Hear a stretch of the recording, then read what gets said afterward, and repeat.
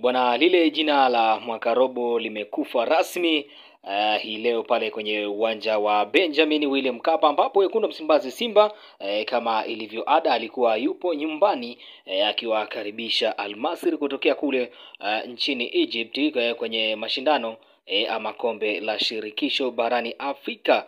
Na ifahamike kabisa kwenye mchezo wa kwanza kule nchini Misri wekundu Msimbazi Simba aliweza kupoteza kwa idadi ya mabao 2-0, na leo hii bana wekundu Msimbazi pia akafanikiwa kuibuka na ushindi wa mabao 2-0 kwenye dakika 90. Bao la kwanza liliweza kuwekwa kimiani na Elie Mpanzu Nkibisawala Volcano, wengine wakipenda kumuita Mkemia, mtu ambaye anaweza mchezaji ambaye anapenda sana kuwapima wachezaji wengine vinasaba kama wanajua boli au la. Lakini goli la pili pia liliweza kuwekwa kimiani na Steven Desemuko, wala striker refu kuliko goli mara baada ya kuweza kupata crossi safi kabisa kutoka kwa Zimbwe Junior kapitano wa wekundu wa Msimbazi Simba, na kufanya ubao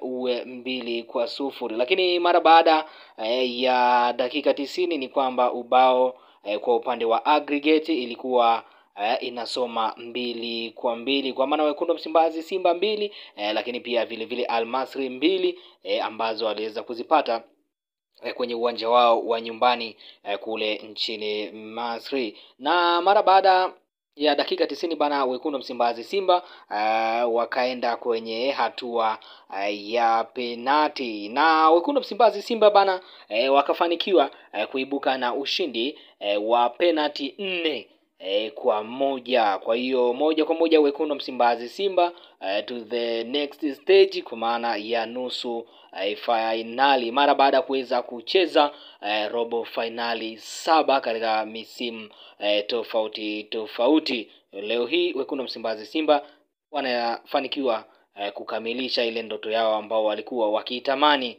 kweli kweli katika misimu tofauti ambayo walifanikiwa kushiriki kombe hili la CAF Confederation Cup, lakini pia vile vile CAF Champions League. Na mtu ambaye anaweza kuzungumziwa sana hii leo ni golikipa wa wekundu wa Msimbazi Simba. Hapa tunamzungumzia Musa Pimpin Kamara, ambaye leo hii bana amekuwa gumzo mara baada ya kuweza kuchomoa penalti 2, penalti ya kwanza, lakini pia vile vile akafanikiwa kuchomoa penalti ya 3 na kuwafanya basi wekundu wa Msimbazi Simba ama kuwarahisishia wachezaji wa wekundu wa Msimbazi Simba kazi ya kufanya, na Shomari Kapombe akaenda kukandamiza msumari wa mwisho kwa maana penalti ya 4 na kuipeleka wekundu wa Msimbazi Simba katika nafasi ya nusu finali. Na wekundu wa Msimbazi Simba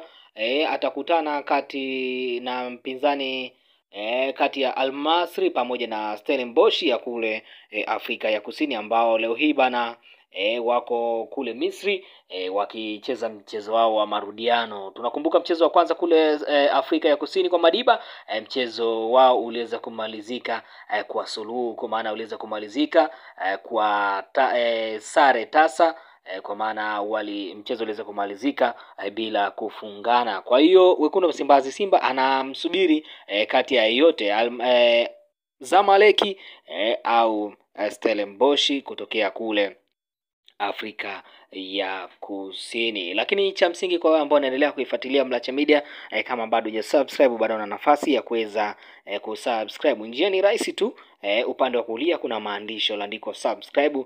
Ukishabonyeza tu moja kwa moja unakuwa umefanikiwa kujiunga na channel hii ya kimichezo, na utakuwa umefanya jambo la msingi kabisa na utakuwa umeshow love sana katika channel hii. Na mimi kazi yangu ni moja tu, kukuletea tu zile taarifa zote za kimichezo ambazo zitaendelea kujiri kunako upande kunako uga wa kitaifa, lakini pia vile vile kunako uga wa kimataifa. Langu jina ni Innocent Mlacha na hii ni Mlacha Media. Endelea kuifuatilia Mlacha Media ili uendelee kupata zile taarifa zote ambazo zitaendelea kujiri kunako